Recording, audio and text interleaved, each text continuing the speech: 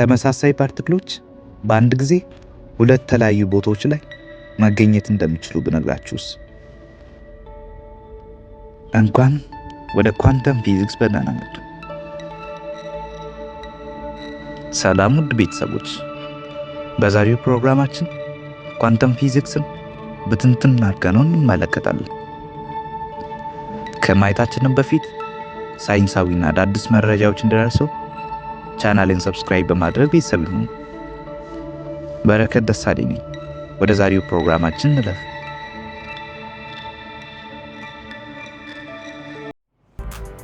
ኳንተም ፊዚክስ ሳብአቶሚክ ፓርቲክል ወደሆኑት ወደ ፕሮቶን፣ ወደ ኒውትሮን እና ኤሌክትሮን ወርዶ የሚያጠና የትናንሽ ፓርቲክሎች ሳይንስ ነው።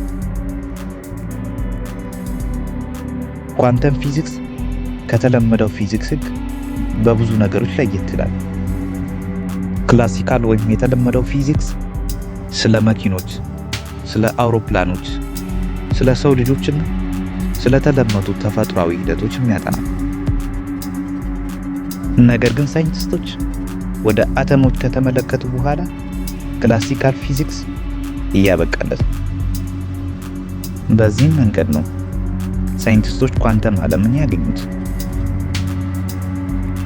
በኳንተም ዓለም ኢነርጂ ኳንታ በተባሉ ትናንሽ ፓኬቶች የሚመጣ። ለምሳሌ ብርሃን የሚፈጠረው ፎቶንስ ከተባሉ ትናንሽ ፓርቲክሎች ነው። በዚህ ዓለም ኤሌክትሮኖች ለየት ባለ ኢነርጂ ሌቨል መገኘት ይችላሉ። ይህ ብቻ ሳይሆን ቀስ ብሎ ሳይሆን የሚዞሩት እየዘለሉ ነው። እንግዳ በሆነ መልኩ በኳንተም ሳይንስ ብርሃንም ኤሌክትሮን ፓርቲክልም ሞገድም ይሆናሉ።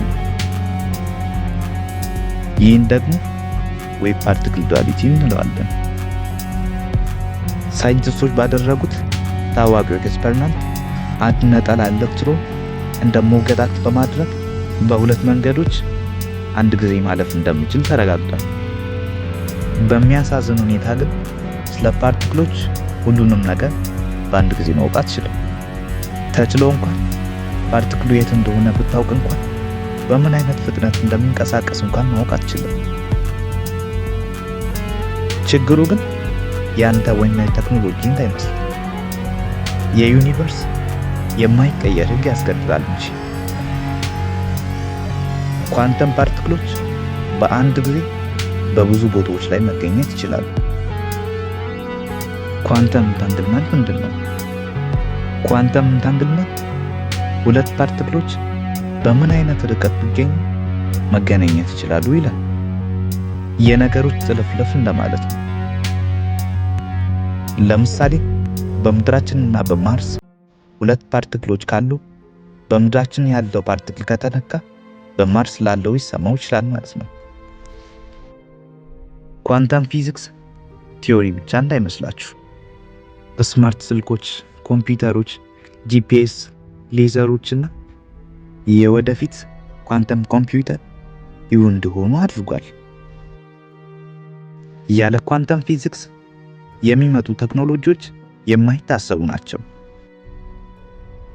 እስኪ ቀጣይ ዓለምን ስለሚቆጣጠረው ኳንተም ኮምፒውተር ጥቂት ልንገራችሁ።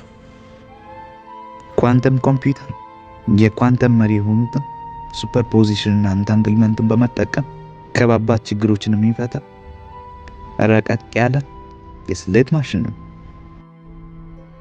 ከክላሲካል ወይም ከተለመዱት ኮምፒውተሮች በእጅጉ የሚፈጥን ሲሆን ለምሳሌ እነዚህ ኮምፒውተሮች ለመፍታት 10,000 ዓመታት የሚፈጅባቸውን ችግሮች በቀላሉ በሰከንዶች ሊፈታ ይችላል።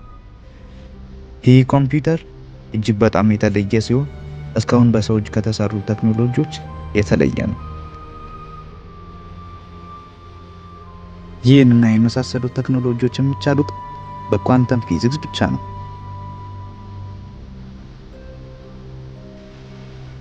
ቪዲዮን ስለተከታተላችሁ አመሰግናለሁ።